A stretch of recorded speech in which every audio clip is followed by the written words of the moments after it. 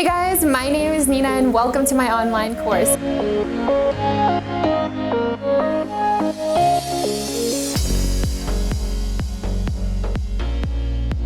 Where I like to place highlighter personally is at the highest points of her face, so right here, under the brow bone, down the nose, and lip.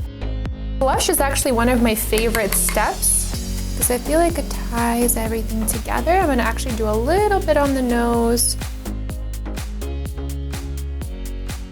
on the side, and then go ahead and spray the face.